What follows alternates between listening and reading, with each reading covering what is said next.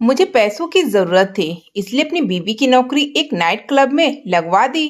बीवी बहुत हसीन थी, पर वो रोज आकर रोती, कहती वो गंदी जगह है, पर मैं तलाक की धमकी देता। एक दिन क्लब का मालिक मुझसे बोला, अपनी बीवी को रात की सर्विस के लिए छोड़ेगा तो एक रात के लाखों मिलेंगे। तो मैं मान गया और रात छोड़ दिया। अगली सुबह बीवी और पैसे लेने गया तो क्लब में भीड़ लगा था।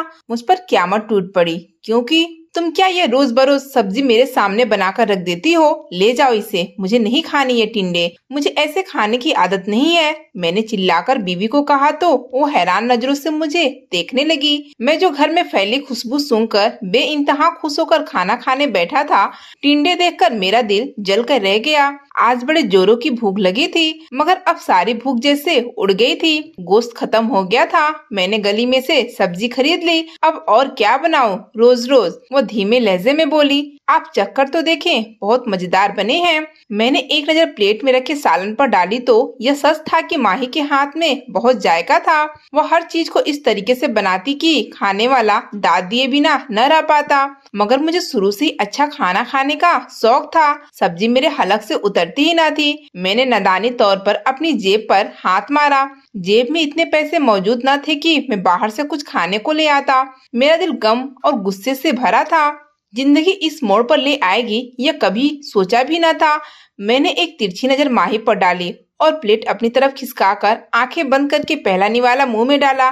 जायका बुरा तो न था, पर फिर भी मेरा दिल खुश न हुआ। मैं बेदिली से खाना खाने लगा तो माही खुश होकर मेरे लिए पानी लेने चली गई। मेरा नाम सुमीत है। मैंने खुशहाल घराने में आंख खोली। मेरे पापा बहुत अच्छी नौकरी किया करते थे।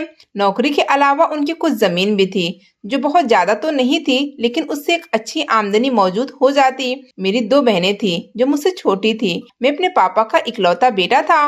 पापा की बड़ी ख्वाहिश थी कि उनका एक बेटा और हो, लेकिन मेरे बाद कोई भाई पैदा नहीं हो सका। यही वजह थी कि मैं घर में सबका लाडला था। खासकर पापा तो मुझसे बेइंतहा मोहब्बत करते और उनका सारा प्यार सिर्फ मेरे लिए था। वो कभी मेरी कोई फरमाइश रद्द नहीं करते थे। पापा के लाड प्यार ने मुझे बचपन में ही बहुत ज्यादा नाजुक मिजाज बना दिया था। मैं अपने मिजाज के खिलाफ कोई बात बर्दाश्त नहीं करता था।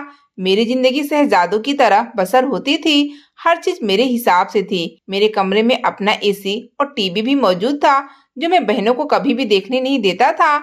जब भी वो कोई प्रोग्राम देखने मेरे कमरे में आती तो मैं उनको डांट कर भगा देता था। मेरे अंदर बहनों से बेरुखी की आदत पापा की वजह से पैदा हुई थी। मेरे पापा बदमिजाज और गुस्से के तेज थे, लेकिन उनका गुस्सा और बदमिजाजी सिर्फ मम्मी और बहनों के लिए थी। मुझे तो वो एक लफ्ज भी ना कहते। जितना हो मुझसे मोहब्बत करते थे और मुझ पर अपना प्यार देते थे, इतना ही वो मम्मी और मेरी दोनों बहनों को बिल्कुल नजरअंदाज करते। मैंने कभी पापा को मम्मी के साथ खुशी से बैठकर बातें करते या उनका ख्याल रखते हुए नहीं देखा था, बल्कि जरा सी बात पर वो मम्मी को झाड़ कर रख देते। मेरे पापा बहनों के साथ भी वैसे प्यार से पेश नहीं आते थे जैसे वो मुझसे पेश आते थे। पापा का मिजाज और रवैया उनके लिए बिल्कुल अलग था।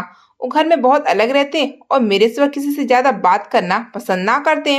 पापा जब घर आते, मम्मी खामोशी से उनके कामों में लगी रहती और वो एक राजा की तरह मम्मी से देखभाल करवाते रहते। पापा कभी भी मम्मी से किसी बात में सलाह मशवरा नहीं करते थे। घर पर मुझे जितनी अहमियत दी जाती थी, मेरी दोनों बहनों को बिल्कुल अहमियत नहीं दी जाती थी। यहाँ तक कि घर में हमेशा मेरी पसंद और मर्जी का खाना बनता था, और अगर कभी मुझे खाना पसंद ना आता तो मैं ना खाता तो पापा की जान पर बन जाती। वो मम्मी को बुरा भला कहते और फौरन मेरे लिए बाजार से कुछ लेने के लिए निकल पड़ते। जबकि मेरी बहनें अगर कभी खाना ना खाती तो पापा को कोई फर्क नहीं पड़ता था। यही वजह थी कि मुझे भी अपनी बहनों से कोई खास लगाव पैदा ना हो सका। पापा मेरी हर फरमाइश पूरी करते थे और बिना कुछ कहे भी वो मेरे लिए बहुत सी चीजें लेकर आते, लेकिन उन्हें यह याद नहीं होता था कि घर में उनकी दो बेटियां भी मौजूद हैं, जिनके लिए भी उनको कुछ न कुछ लेकर आना चाहिए। ऐसा नहीं था कि मेरी बहनें बहुत मुश्किल हालात से गुजर रही थी। पापा ने उन्हें अच्छी स्कूल में एडमिशन करवाया था और उनकी अच्छी परवरिश कर रहे थे, लेकिन जब भी पापा शहर से बाहर जाते तो हमेशा मुझे ही जहन में रखते हैं और मेरे लिए ढेरों चीजें लेकर आते हैं। उस वक्त वो मम्मी और अपनी बेटियों को बिल्कुल भूल जाया करते थे। बहनें शिकायत करती तो पापा कहते, जो चाहे मम्मी के साथ जाकर ले आना। अब मुझे लड़कियों की चीजों का क्या पता। रफ्ता रफ्ता बहनों ने शिकवा करना छोड़ दिया और पापा से दूर हो गईं। यही वजह थी कि बाप बेटी की जो मोहब्बत होती है वो हमारे घर में मौजूद ना थी। पापा घर आते तो मेरी बहनें अपने कमरे में चली जाती। उन्हें पापा का मम्मी को बातें सुनाना और जलील करना पसंद नहीं था। शायद यही वजह थी कि वो पापा की मौजूदगी तक अपने कमरे में रहती। मम्मी ने कई बार पापा को समझाने की कोशिश की थी कि आपका एक ही बेटा है, इतना लाड प्यार और बेवजह फरमाइशें पूरी करने से वह बिगड़ सकता है। लेकिन पापा मम्मी को कम अक्ल और जाहिल कहकर चुप करवा देते। मम्मी की रोक टोक की वजह से मेरे दिल में मम्मी के खिलाफ एक चुभन पैदा हो गई थी। मुझे ऐसा लगता था कि जैसे मम्मी मुझसे मोहब्बत नहीं करती और वो सिर्फ मेरी बहनों से मोहब्बत करती हैं। यही वजह थी कि मैं और ज्यादा पापा के करीब होता चला गया। पापा ने मुझे शहर के बेहतरीन स्कूल में एडमिशन करवाया। उस स्कूल की फीस भी काफी ज्यादा थी, जहाँ ज्यादातर अमीरों के बच्चे पढ़ाई करते थे। स्कूल में भी बच्चों को ज्यादातर लाड प्यार से रखा जाता।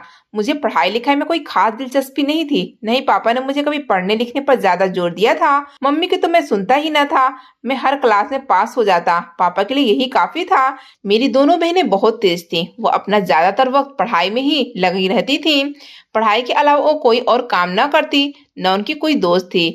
पापा ने कभी स्कूल के अलावा उन्हें घर से बाहर जाने की इजाजत नहीं दी थी।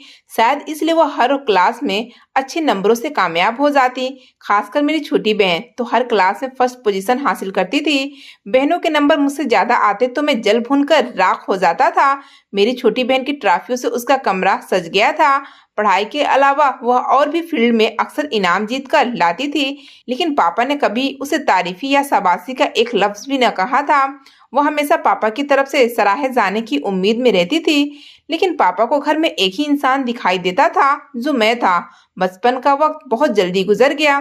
मैंने 10वीं कर लिया तो पापा ने मुझे शहर के सबसे अच्छे कॉलेज में एडमिशन करवा दिया। कॉलेज में आया तो पापा ने मुझे मोबाइल भी ले दिया। इसके अलावा पापा मुझे खुला जेब खर्चा देते। मैं जितना चाहे पैसा खर्च करता, कोई रोक टोक नहीं थी। कॉलेज में मेरे कॉलेज में मेरा ज्यादातर वक्त दोस्तों के साथ घूमने और खाने पीने में ही गुजर जाता। मैं अक्सर कॉलेज से गैर हाजिर होता। कॉलेज की पढ़ाई स्कूल से बहुत ज्यादा मुश्किल थी। किताब खोलता तो कुछ समझ ही ना आती, न ही कुछ याद होता। यही वजह थी कि मैं इम्तिहान में फेल हो गया। फेल होने से मुझे बड़ी शर्मिंदगी हुई थी, इसलिए मैंने आगे पढ़ने से साफ इनकार कर दिया। मम्मी ने मुझे बहुत समझाने की कोशिश की, अगर फेल हो गए तो कोई बात नहीं, दोबारा कोशिश करो। लेकिन मैं मम्मी की कोई बात सुनता ही कहाँ था। घर में मम्मी की कभी किसी ने न सुनी थी। मुझे भी वही आदत थी। मैं भी पापा की तरह मम्मी को कम अक्ल ही समझता था। मम्मी ने 2-3 बार कहा तो पापा ने मम्मी को झिड़कते हुए कहा, चुप कर जाहिल, मेरा बेटा जो दिल चाहेगा करेगा। पापा की साइड लेने से मेरा सीना चौड़ा हो गया। मैंने माँ से कहा कि पढ़कर भी नौकरी मिलने की क्या गारंटी है। वैसे भी मुझे नौकरी करके धक्के नहीं खाने, बल्कि अपना कारोबार करना है। आप देखिएगा, जब एक दिन मेरे साथ के लड़के पढ़ाई पूरी करके नौकरी की तलाश करेंगे तो मैं उनको अपने पास नौकरी दूंगा। पापा खुश हो उठे और मेरी समझदारी के कायल हो गए।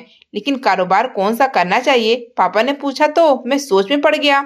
मैं कोई ऐसा कारोबार करना चाहता था जिसमें मुझे ज्यादा मेहनत न करनी पड़े और वह मेरे मिजाज के मुताबिक हो। इसलिए मैंने मोबाइल फोन की दुकान खोलने का सोचा। मम्मी ने पापा को बहुत समझाने की कोशिश की थी कि कारोबार के लिए मेरी उम्र अभी कम है, ऐसा न हो कि नुकसान उठाना पड़े। लेकिन पापा ने हमेशा की तरह मेरी यह फरमाइश भी अधूरी न रखी। उन्होंने मुझे मोबाइल का कारोबार करवा दिया। इस कारोबार के लिए काफी पूंजी चाहिए थी। पापा ने मुझे अपनी सारी जमा पूंजी मेरे इस कारोबार करने पर लगवा दी थी। लेकिन मैं यह नहीं जानता था कि मेहनत और तजुर्बे के बगैर कारोबार नहीं जमता। मुझे इस कारोबार का कोई तजुर्बा नहीं था और मेहनत तो मुझसे होती नहीं थी। मैं तो सोकर ही 12 बजे उठता था। इसके बाद नहा धोकर नाश्ता करके तैयार होता। इस तरह दुकान पर पहुंचते हुए मुझे 1-2 बज जाते। दुकान पर बैठना मेरे लिए बहुत मुश्किल था। मैं दोस्तों के साथ घूमने चला जाता तो नौकर ठीक से काम ना करते। मैं गुस्से में नौकरों पर चीखता चिल्लाता रहता। मोबाइल के काम का तजुर्बा न होने की वजह से खरीदारों को भी खुश न कर पाता था। तंग आकर नौकर भी काम छोड़कर चले गए। ग्राहक भी न होने के बराबर थे। मुनाफा होने की बजाय उल्टा नुकसान हो रहा था। मैंने तो सोचा था कि कारोबार करते ही लाखों कमाने लगूंगा और मम्मी का मुंह बंद कर दूंगा। लेकिन यहाँ तो सब उलट ही हो गया था। पैसे कमाने की बजाय हर महीने बिजली का बिल और दुकान का किराया भी अदा करना पड़ता, जो पापा अपनी तनख्वाह से अदा करते हैं। तनख्वाह में से भी दुकान और बिल के पैसे निकालने की वजह से घर के खर्चे में भी तंगी होने लगी थी। अब तो पापा ने मुझे कहना शुरू कर दिया था कि मैं कारोबार पर ध्यान दूं और कुछ मुनाफा हासिल करूं। लेकिन मैं क्या करता, बचपन से मेरी फितरत ही ऐसी थी। अगर मैं जल्दी उठता तो सारा दिन सुस्ती छाई रहती और मूड खराब रहता। तभी मैं कोई काम नहीं कर पाता था। ग्राहक दुकान पर आते तो सवाल पूछ पूछ कर दिमाग खराब कर देते और कुछ लेते भी न थे। अब मैं पछता रहा था कि मैंने कारोबार में हाथ क्यों डाला था। कारोबार करना मेरे बस की बात नहीं थी। इससे अच्छा तो मैं पढ़ाई करके कहीं नौकरी ही कर लेता। मैंने ख्वाब तो बड़े बड़े देखे थे, लेकिन एक भी पूरा ना हो सका था। कारोबार में दिन पर दिन नुकसान होता जा रहा था। थक हार कर दुकान का सामान औने पौने दामों में बेचना पड़ा। कारोबार में बड़ा घाटा उठाना पड़ा था। पापा को इस नुकसान ने गहरा सदमा पहुंचाया। उन्होंने अपनी जिंदगी भर की जमा पूंजी उस कारोबार में लगा दी। अब उनके पास कुछ न बचा था। अब पापा को अपनी गलती का एहसास हुआ था, लेकिन पानी सर से ऊंचा हो चुका था। सुस्ती और काहली ने मेरी जिंदगी का हिस्सा बन गई थी, और अब मैं चाहकर भी अपनी इस आदत से जान नहीं छुड़वा सकता था। इतने बड़े नुकसान ने पापा को सदमा लगा दिया था, और वह एकदम बीमार हो गए। पापा की रिटायरमेंट करीब थी। पापा को आने वाले फ्यूचर की फिक्र थी। उनके पास कुछ भी न बचा था। दुकान का सामान बेचने से जो रकम हाथ आई थी, पापा चाहते थे कि उससे मेरी दोनों बहनों की शादी हो जाए और वो अपने घर की हो। मैं पापा की बात सुनकर हैरान रह गया था। आज पापा को बेटियों का ख्याल कैसे आ गया था? हालांकि मैं दोनों बहनों से बड़ा था। पापा को पहले मेरी शादी की फिक्र करनी चाहिए थी। बहन तो मुझसे छोटी थी और पढ़ रही थी, लेकिन पापा मेरी बहनों की शादी करना चाहते थे। पता नहीं पापा को क्या हो गया था। जिंदगी में पहली बार पापा ने मुझे नजरअंदाज किया था और मेरी बहनों के बारे में सोचा था। पापा की यह बात मुझे जरा भी अच्छी नहीं लगी थी। खानदान और मोहल्ले में मेरी माँ की बड़ी इज्जत थी। खानदान में पापा के मिजाज को सब जानते थे और मम्मी को सहराते थे कि किस तरह सब्र कर मम्मी ने पापा जैसे गुस्सैल और बदमिजाज आदमी के साथ गुजारा किया था। यही वजह थी कि मेरी बहनों के लिए भी काफी रिश्ते मौजूद थे। रिश्तेदार के बहुत से लोग मेरी बहनों को अपने घर की बहू बनाना चाहते थे। पापा चाहते थे कि दोनों बेटियों की एक साथ शादी करके उन्हें घर से विदा कर दें। मेरी बड़ी बहन तो मम्मी की तरह सीधी और पापा की आज्ञाकारी थी, लेकिन छोटी बहन बड़े होने के बाद बड़ी तंग मिजाज हो गई थी। अब वो पापा को भी हर चीज में जवाब देने लगी थी। उसे अपनी पढ़ाई पर बड़ा गुरूर था। उसने यह कहकर शादी से साफ इनकार कर दिया। वह और आगे तक पढ़ना चाहती है। मैं इंतजार में था कि अब पापा उसको खरी खोटी सुनाएंगे, लेकिन पहली बार हुआ था कि पापा उसके सामने चुप हो गए थे। मैं हैरान रह गया था। बचपन से लेकर आज तक पापा ने मेरी बहनों को अपनी मर्जी पर चलाया था, और आज पापा खामोश हो गए थे। मैं सही सोच रहा था। अब वो मेरे पहले वाले पापा नहीं रहे थे। मेरी बड़ी बहन का रिश्ता रिश्तेदार में ही तय हो गया था। इस बार बहन का रिश्ता तय करने में जिंदगी में पहली बार पापा ने मम्मी की राय को अहमियत दी थी। शायद उन्हें एहसास हो गया था कि मेरी माँ इतनी भी कम अक्ल नहीं थी। उन्होंने हमेशा पापा को सही सलाह दिया था।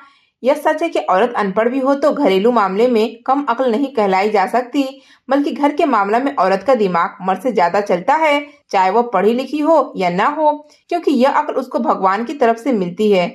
मेरी बहन की शादी ज्यादा धूमधाम से तो ना हो सकी थी, लेकिन फिर भी सब तैयारियां अच्छे से हो गई थी। बहन की शादी पर मेरी नजर माही पर पड़ी थी और मेरी नजरें उस पर जम गई थी। वो बेहद खूबसूरत थी। उसके चेहरे पर एक मासूमियत और दिलकशी थी जिसने मुझे अपनी तरफ खींच लिया था। मैं बार बार उसे देखता रहता। मुझे ऐसा महसूस हो रहा था जैसे वक्त थम गया हो। उसकी हर एक अदा में एक खास कशिश थी जो मेरे दिल को बेकाबू कर रही थी।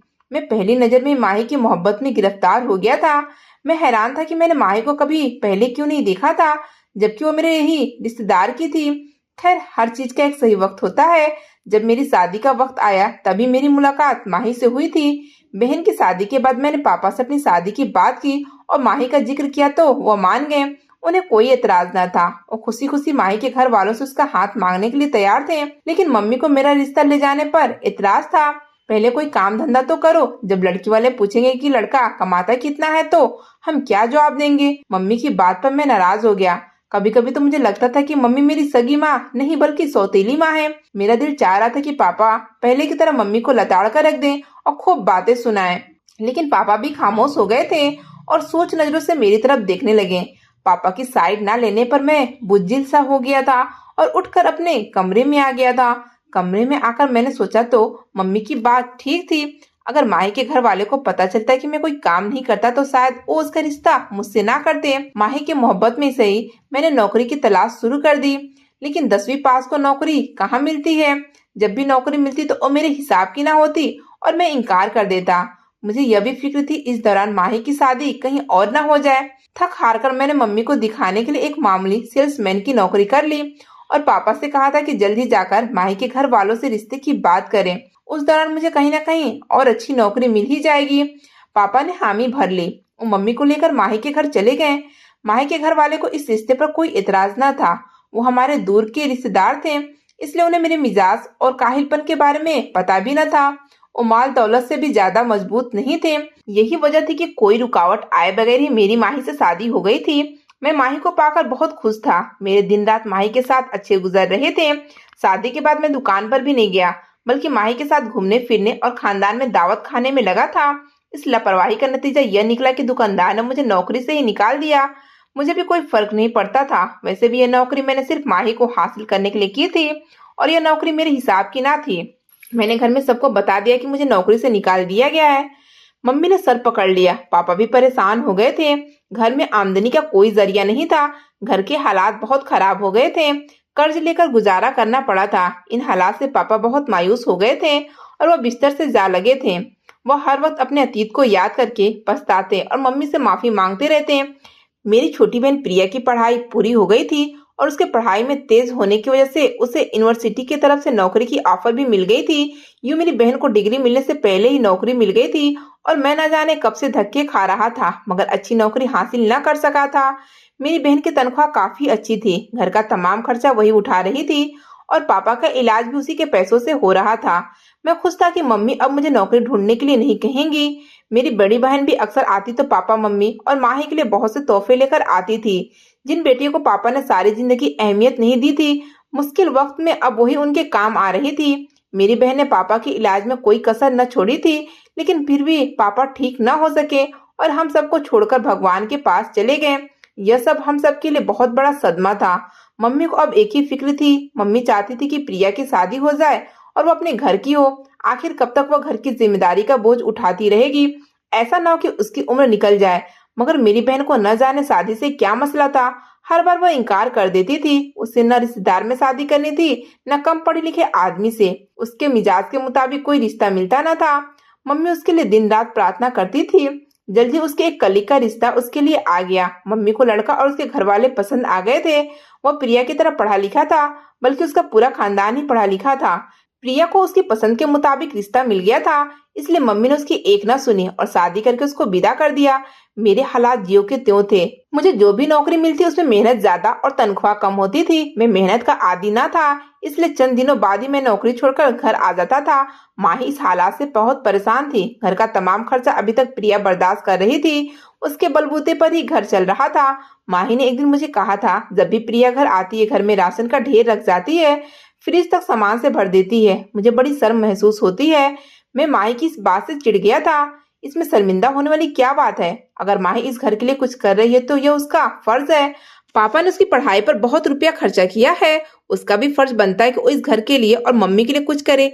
मेरी बात सुनकर माही हैरत से मेरा मुंह ताकने लगी।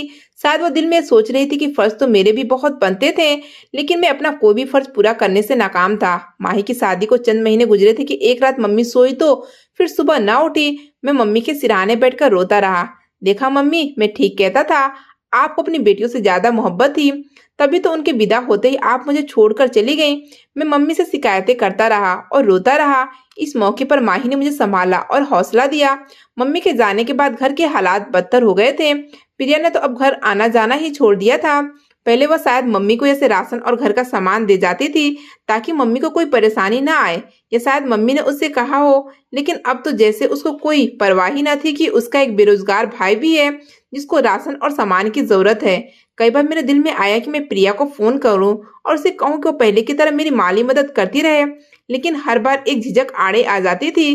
प्रिया को तो मेरे सब हालात का पता था, तभी उसने मुझसे ना पूछा था, तो मैं उसके आगे अपने हालात कैसे बयान करता। तंग आकर मैंने अपने घर के ऊपर वाला पोर्शन किराए पर चढ़ा दिया, लेकिन किराए की ज्यादातर रकम तो बिलों को अदा करने में ही निकल जाती थी। बाकी पैसों से घर का दाल दलिया चल रहा था। मगर मैं तो शुरू से ही ऐसो आराम का आदी था। इसी के बगैर मुझे नींद नहीं आती थी। मैं अच्छे खाने पीने का शौकीन था। घर की दाल रोटी मुझे मजा न देती थी। मेरा मिजाज बिगड़ने लगा।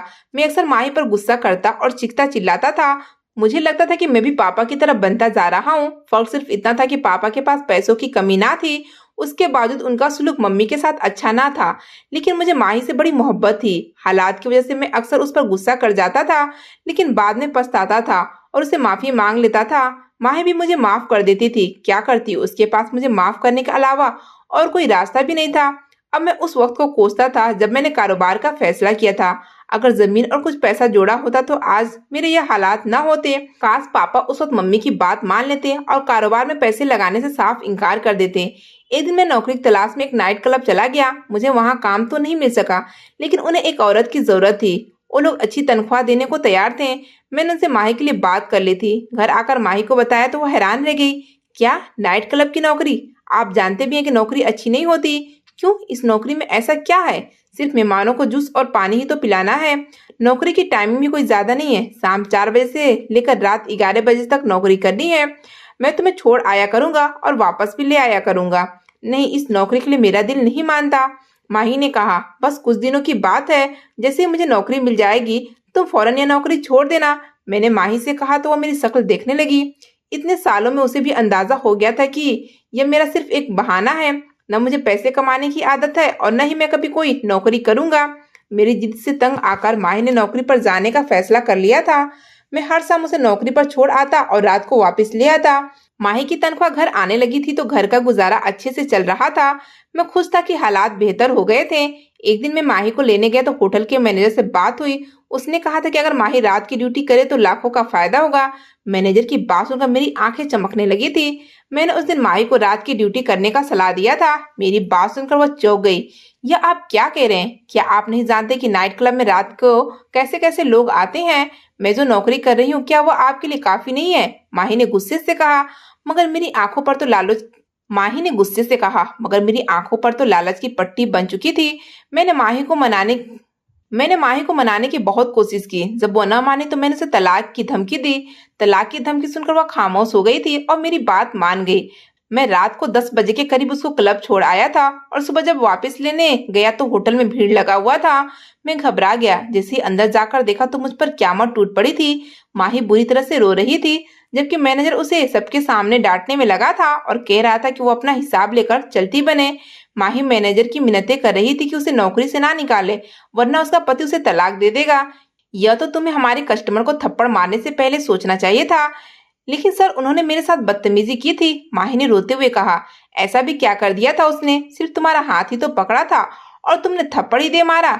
इस नौकरी में इतना सब तो चलता है। आज तक किसी लड़की ने ऐसी हरकत नहीं की। अगर तुम इतनी ही इज्जतदार हो तो इस नौकरी पर आए ही क्यों हो? मैनेजर ने तंजिया अंदाज में कहा। माही बहुत रो रही थी और माफी मांग रही थी। इर्द गिर्द खड़े लोग तमाशा देखने में लगे थे। मेरी बर्दाश्त की हद खत्म हो चुकी थी। बस करो, मेरी बीवी को तुम्हारी नौकरी की जरूरत नहीं है। मैंने माही का हाथ पकड़ा और उसे लेकर बाहर चला आया। मेरा खून खौल रहा था। अगर मैं कुछ देर वहां रुकता तो शायद मैनेजर पर मेरा हाथ उठ जाता। मैं माही को लेकर घर आ गया। मैं बेहद शर्मिंदा था। मुझे तो पता ही न था कि माही को इतना कुछ बर्दाश्त करना पड़ा होगा।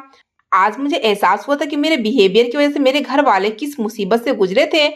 अब चाहे मुझे मजदूरी ही क्यों न करनी पड़े, लेकिन तुम्हें घर से बाहर नहीं जाने दूंगा। मैंने माही से कहा तो वह हैरान रह गई। मैं एक कोचिंग सेंटर में बच्चों को पढ़ाने लगा।